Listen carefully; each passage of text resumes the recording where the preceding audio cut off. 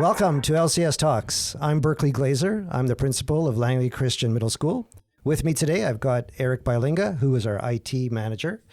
I have Kevin Merchandani, who is our director of instruction. And with us visiting, we have Jessica van Brummelen.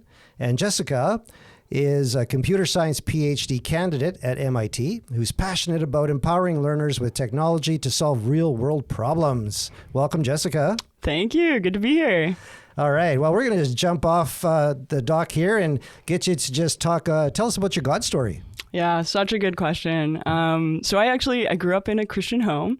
My parents were awesome and taught me about the faith. And I think in terms of my own God story, it really started in high school and kind of starting to own my own faith and learn more about my God and what he means to me, right? And I think, learning about, so I was at a public school. And so it was very much like you really have to choose to be a Christian and to believe. And so that was a huge part of my life and my story is just choosing to be different. And I think that plays a lot into what I do too, in terms of computer science, which is what my research is focusing on. So when I was a kid, I'll tell a little bit about this. We can get into it more if you want later.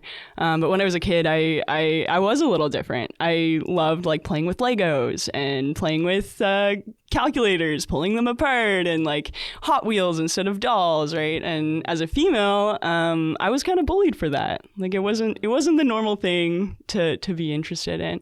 And so that even played into my faith and my God story, I think, just being okay with being different. And as much as I say like, oh yeah, I'm good, I'm totally cool with being different, I think that's scary at times, right? And even with computer science and technology, like I definitely drifted away from that in my like elementary years and in high school.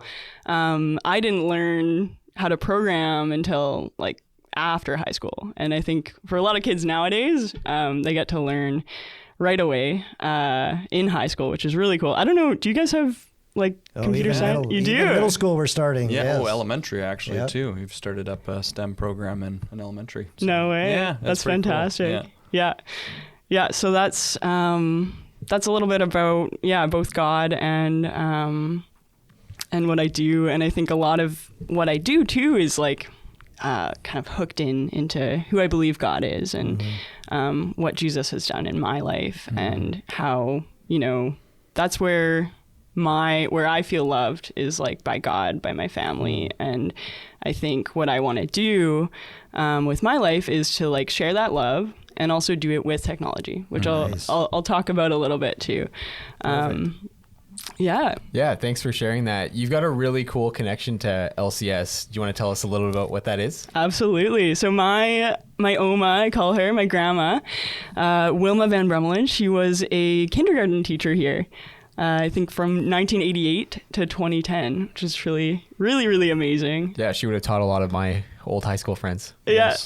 Including myself. I think we talked about that before the episode. She was my kindergarten teacher, so that's pretty cool. Super cool. Yeah. Yeah, actually, so she told me about how nowadays, or I mean in 2010, she was giving her students iPads. Because I was talking to her, I'm going to be on the podcast, I'm going to talk about technology. And so I wonder, did you get any like technology experience with her? Actually, to be honest, she had a Commodore 64 in her classroom. I have a distinct memory of programming on there. I was just typing random characters and be like, hey, Ms. Van Brummelen, what does this say? And she just kind of looked at me and it's like, those aren't words, Eric. Okay. That was my first introduction to programming was that. That's great. Was the program. Yeah, she talked about like in 1988, there were like electronic keyboards and that was the exciting thing. But very cool. Cool to hear. That's awesome.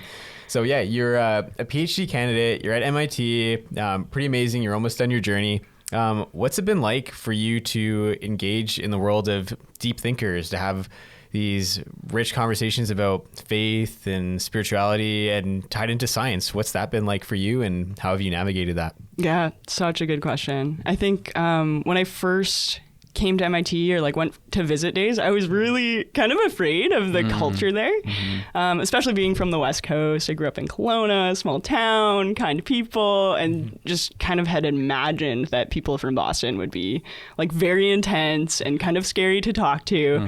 But when I showed up, I found that these people are incredibly humble, incredibly like open to new ideas, open to talking about so much, including faith. So I have like lots of different friends with lots of different backgrounds, and I've just had like great conversations with them.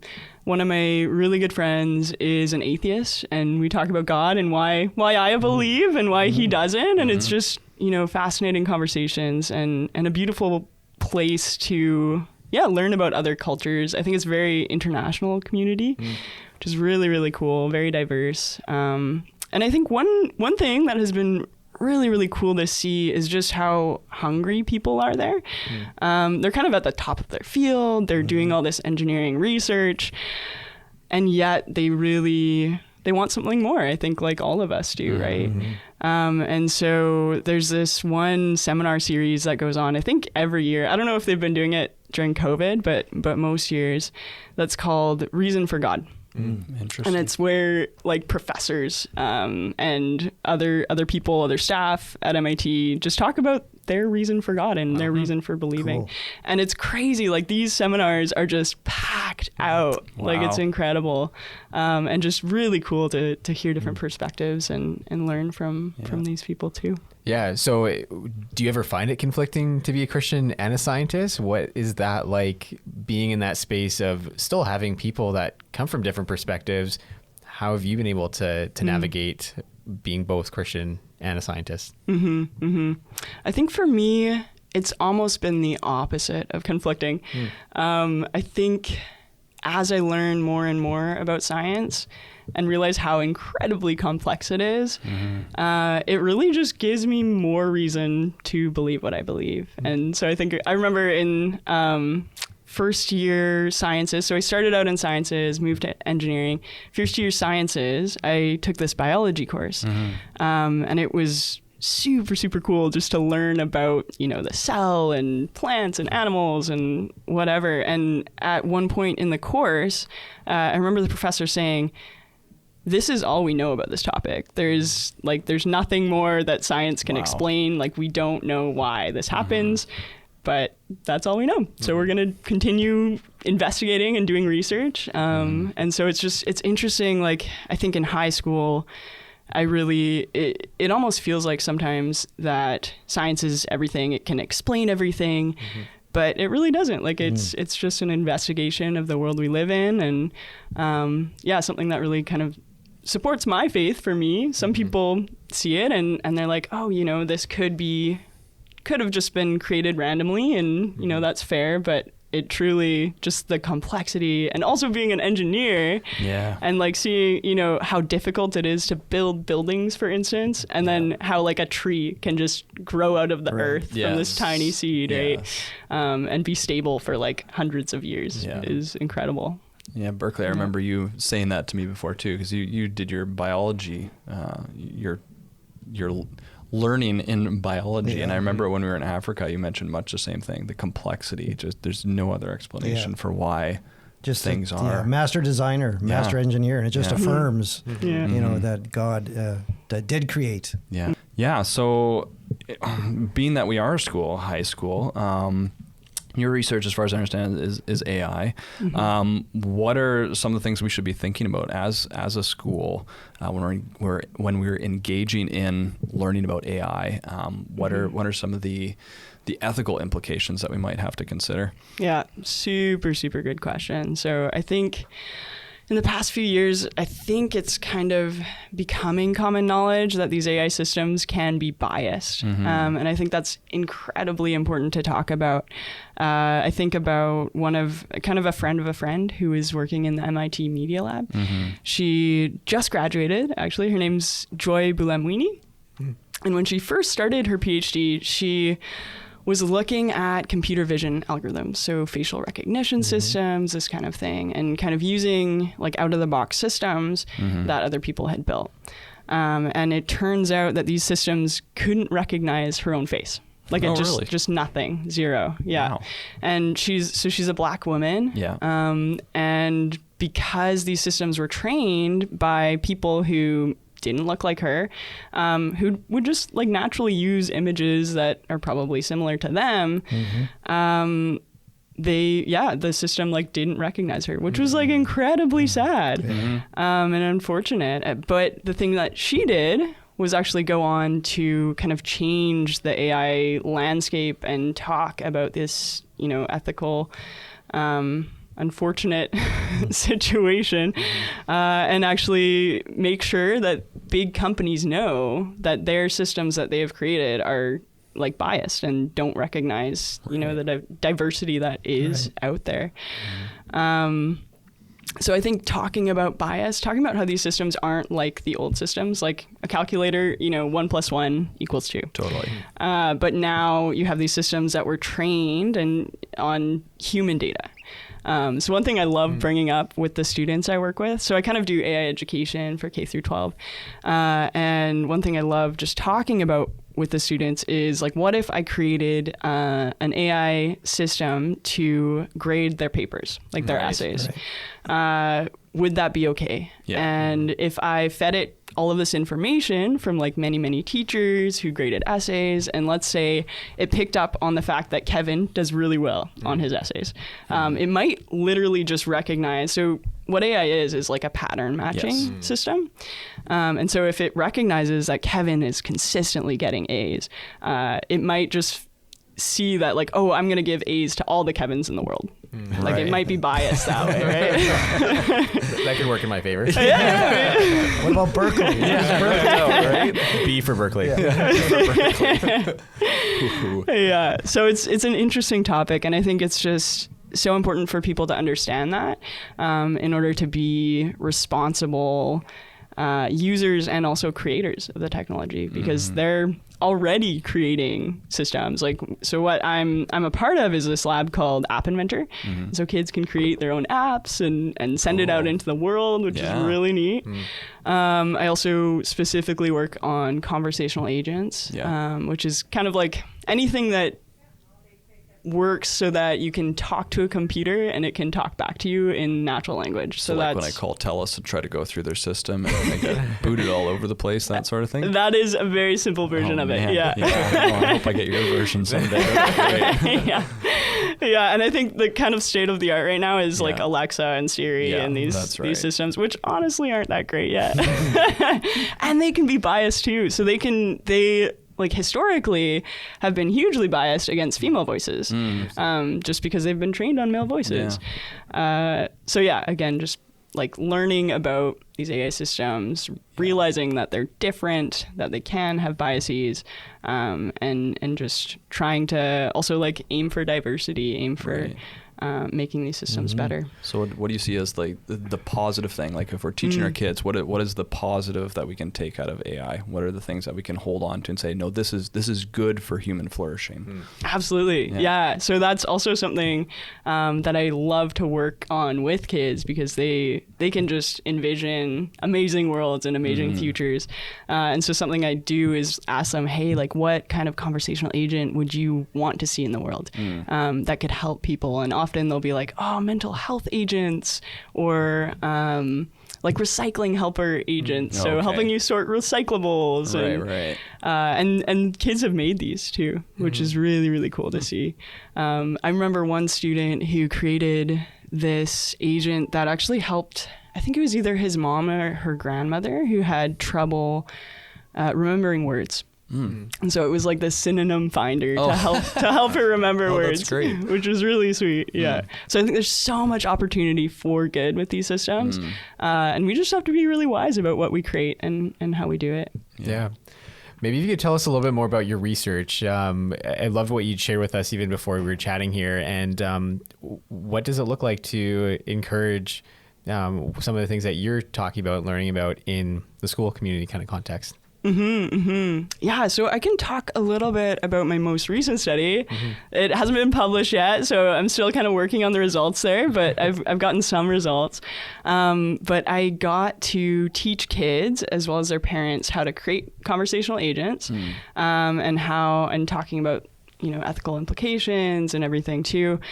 And kind of comparing between what we call weird countries, which is like North America, like Australia. It stands for Western, educated, industrialized, rich, and democratic countries. And then comparing it to non-weird countries. So we had people from Indonesia, we had people from Iran, from Egypt, and just kind of comparing that. Also comparing between different genders and what they envision the future of conversational AI is. And so something that I'm really passionate about is encouraging diversity in people who are creating these systems, because I think it's incredibly important for different ideas to come up, like Joy, right, who did this facial recognition system and is really improving AI to be more diverse. And so encouraging like females, encouraging people of color, people who aren't typically AI creators or tech creators. Right. And so what I saw in my data was actually that females and males are equally likely to be capable of creating these systems. They're both as capable, both fantastic at creating the systems. However, in terms of self-efficacy, so I had some questions like, do you feel like a programmer? Do you feel like you can create systems to help the world or like help your community? These kinds of questions. And what I saw was that males were much more likely to feel that way. So had a lot more self-efficacy in these areas. And for me, like I told you a little bit about how I was bullied as a kid.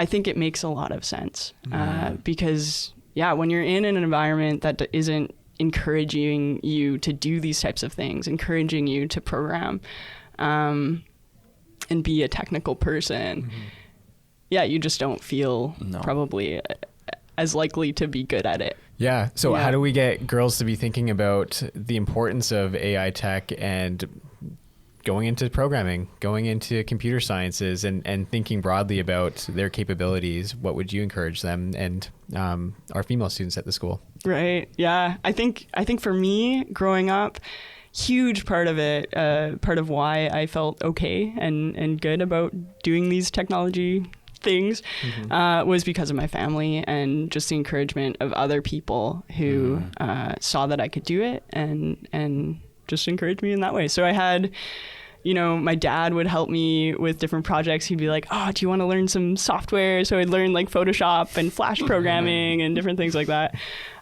which was really, really cool. My mom was an incredible encouragement there too. And I had like 2 professors who really encouraged me to go to grad school and do research. So I got to do like self-driving car research in undergraduate, in my undergrad degree, which is really, really cool. So I think just encouragement period is fantastic, and also seeing people like you in those situations. So if I could encourage like your teachers to, especially the women teachers or people who don't look like tech people perhaps, encourage them just to take it on anyways and to think about tech and try it. And even if it's like the kids are teaching you about how to do it, which often happens even for me, I think that's huge, right? Even just being willing to try it.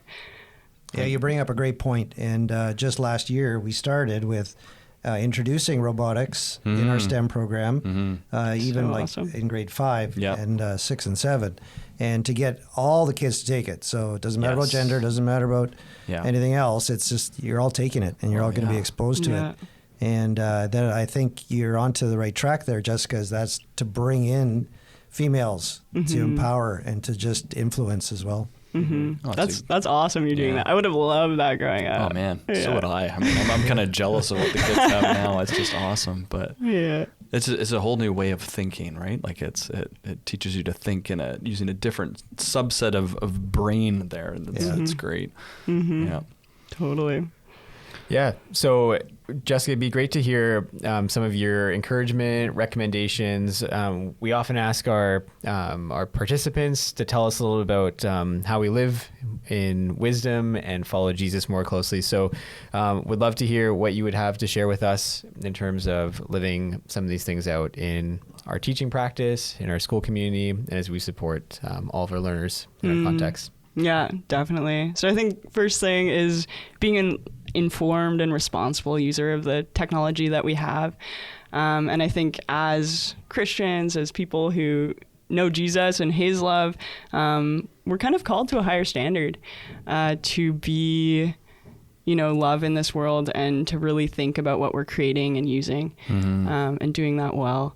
And I think one quote that comes to mind is Mother Teresa, from Mother Teresa. And I'm terrible. I have a terrible memory for memorization. I kind of let my computers do that. I'll give it my best shot here. I think it's everyone, or not everyone, can do great things, but everyone can do small things with great love. Yeah. And I think that I actually have this quote posted above my desk at MIT. Yeah. And it's been kind of a guiding force in my life, just trying to do what I do with love. And I think that can be, a fantastic thing for anyone doing anything, not necessarily tech, but in everything you do. So, yeah. Jessica, thank you so much for joining us today. And listeners, thanks for tuning in. And you can find us on LCS Talks. You can find us on our website. Check us out, and thanks for listening.